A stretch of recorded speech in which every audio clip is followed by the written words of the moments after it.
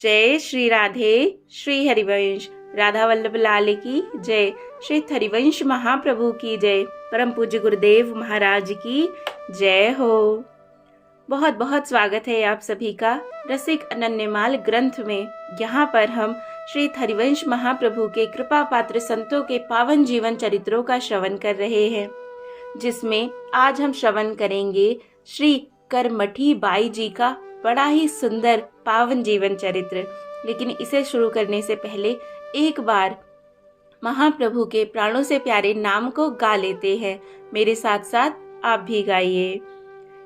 जय जय राधा वल्लभ श्री हरिवंश, जय जय श्री वृंदावन श्री वन चंद्र, जय जय जय जय श्री राधे। तो चलिए शुरू करते हैं। श्री करमठी बाई जी। करमठी बाई जी काथरिया बागर नामक गांव के निवासी पुरुषोत्तम नाम के ब्राह्मण की पुत्री थी। यद्यपि इनके ताऊ श्री हिताचार्य के श्री चरणों के अनन्य रूप से आश्रित थे, किंतु इनके पिता इस रस के अनधिकारी होने के कारण सदैव कर्म धर्म में ही लिप्त रहकर एक कर्मेष्ठी ब्राह्मण ही बने रहे, अर्थात जो कर्मों पर ज्यादा ध्यान देते हैं। आपका विवाह उस समय की रीति के अनुसार बाल्यावस्था में ही कर दिया गया था, किंतु विधाता की तो कुछ और ही इच्छा थी। ब्याह होते ही ये विधवा हो गई। यद्यपि पिता के कर्मनिष्ठ संस्कार इनमें स्वाभाविक रूप से जन्म से विद्यमान थे, किंतु विधवा होने के पश्चात तो ये तप, व्रत, यम, नियम आदि कर्मों में दिन रात संलग्न रहने लगी और ऐसा कठिन जीवन बिताने के कारण इनका नाम ही करमठी पड़ गया। जय हो। पिता के संरक्षण में करमठी बाई जी का वैधत्व जीवन यूं तो सुचारू रूप से कटने लगा था, किंतु विधाता से यह भी नहीं देखा गया, क्योंकि वहां तो कुछ और ही विधान बन चुका था। थोड़े ही दिनों में जब ये मात्र 12 वर्ष की अल्पावस्था में ही थी, इनके पिता और पति दोनों ही कुल में कोई भी नहीं बचा। सभी काल के गाल में समा गए। एकमात्र इनके वृद्ध ताऊ श्री हरिदास जी ही शेष बचे रहे।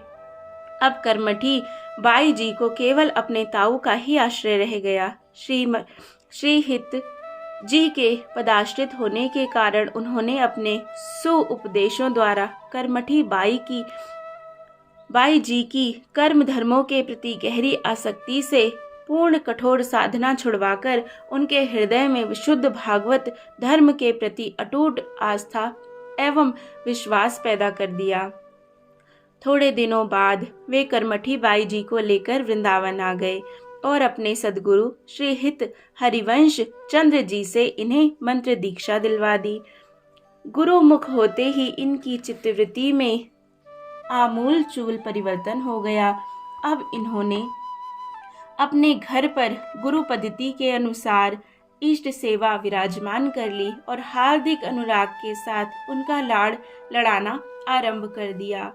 दुख और सुख तो आते जाते रहते हैं, अतः उन्हें असत्य मानकर ये अहर्निश अपना समय कथा कीर्तन में ही व्यतीत करने लगी। ये साधुजनों में गुरु और इष्ट के समान ही दृष्टि रखते हुए उनकी सेवा तन मन धन से किया करती थी। उत्सवों के समय ये अत्यंत रूप से उत्साहित होकर अपना सब कुछ लुटा दिया करती थी। कुछ दिनों में इनके पास का धन समाप्त हो गया। तब ये रुई काटकर मिले पैसों से ही ठाकुर जी की राग भोग सेवा आदि की व्यवस्था करने लगी तथा प्रभु इच्छा से अनायास जब जो कुछ और जितना आ जाता उस सभी को ये उसी दिन हरि गुरु साधु सेवा में लगाकर परम प्रसन्नता का अनुभव किया करती। करमठी जी जहाँ रहा करती थी, वहाँ पड़ोस में एक वैश्य भी रहता था। वह इनके रूप सौंदर्य को देखकर दुर्वासना का शिकार बन गया। वह दिन रात इसी प्रयत्न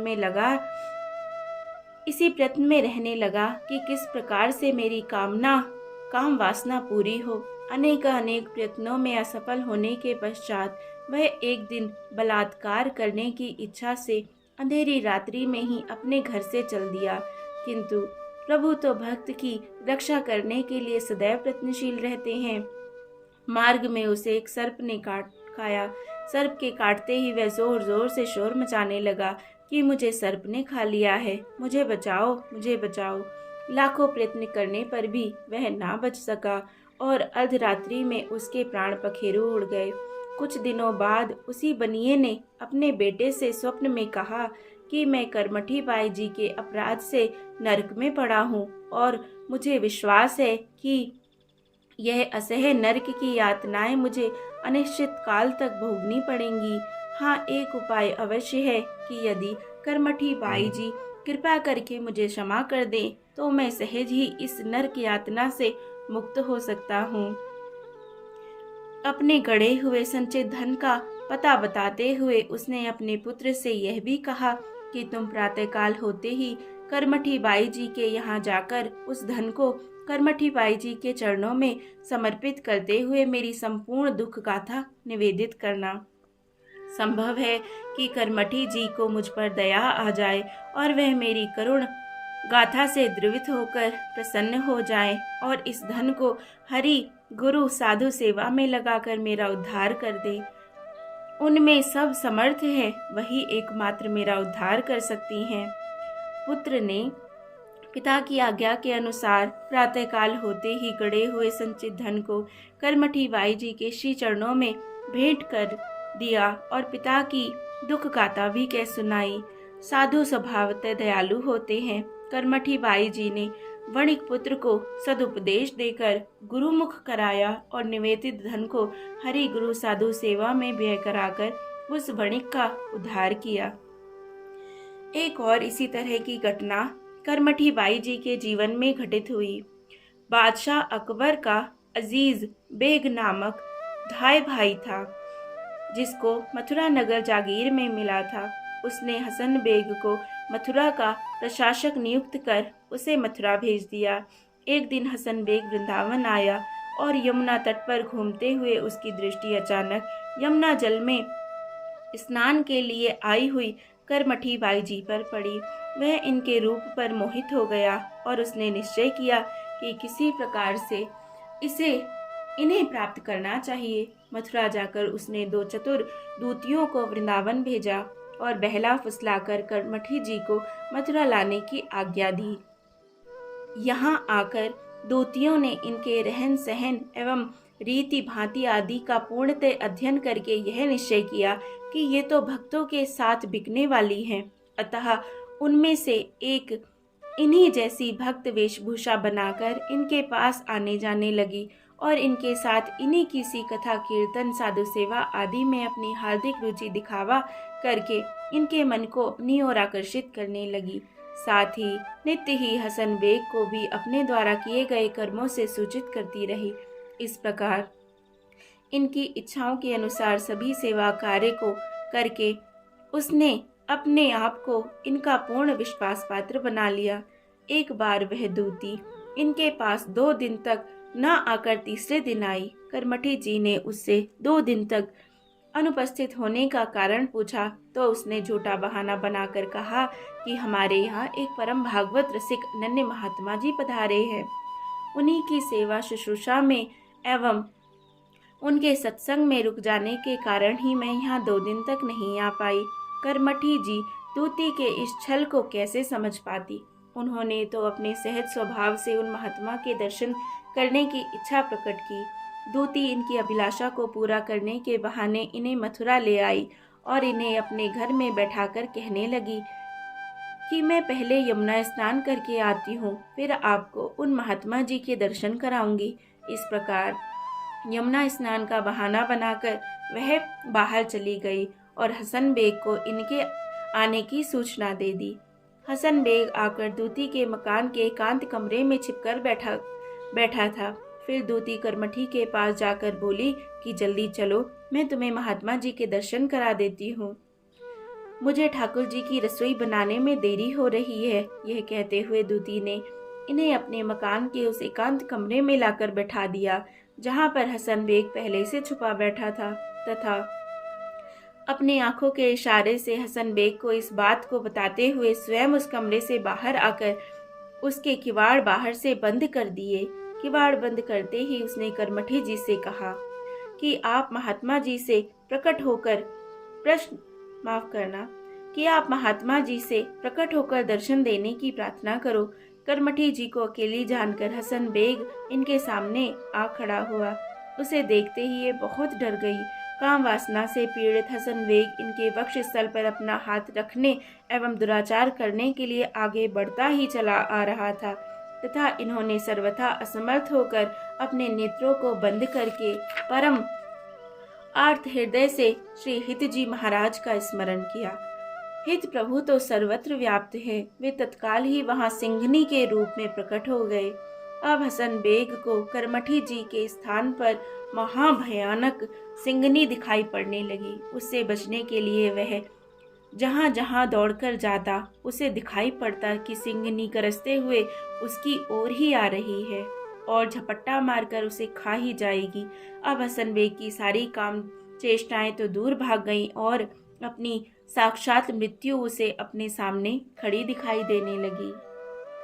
अतः वह दरवाजे पर आकर जोर जोर से चिल्ला चिल्ला कर कहने लगा कि दुती, जल्दी किवाड़ खोलो, यह सिंघनी मुझे खा जाना चाहती है। किवाड़ खोलने पर दुती ने देखा कि वह कह रहा है, मैं मरा। यद्यपि उसके मुंह से आवाज नहीं निकल पा रही, फिर भी उसने कांपते कांपते ही सारी घटना दुती को कह सुनाई। अब उसे कमरे में कहीं भी ना तो सिंघनी ही दिखती थी और ना ही करमठी जी ही नजर आ रही थी।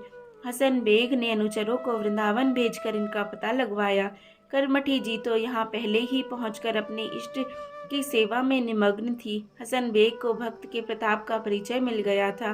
वह वृंदावन आकर इनसे मिला और अपने अनेक प्रकार के सकरुण निवेदन करके इनसे अपना अपराध क्षमा करवाया। उसने इन्हें 100 मोहरें भी भेंट की, किंतु इन्होंने कहा कि हमें तो साधु जन के चरणों की रज अच्छी लगती है, ये धन हमारे किसी काम का नहीं है। करमठी जी के दर्शन से हसन बेग के हृदय में भी वैराग्य का उदय हो गया और उसने वह धन साधु जनों की सेवा में ही लगा दिया।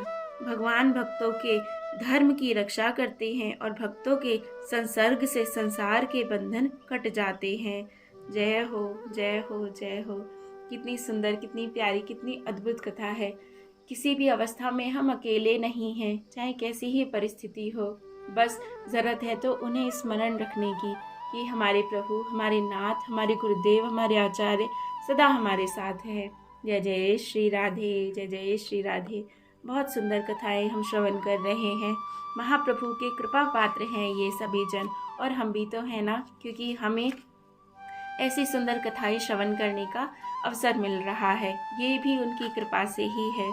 तो श्री हित हरिवंश महाप्रभु के श्री चरणों में प्रणाम करते हुए आज कथा को यहीं विराम देते हैं। इसके आगे की कथाएं हम आगे श्रवण करेंगे। जय जय श्री राधे। श्री हरिवंश। राधा वल्लभ लाल की जय हो।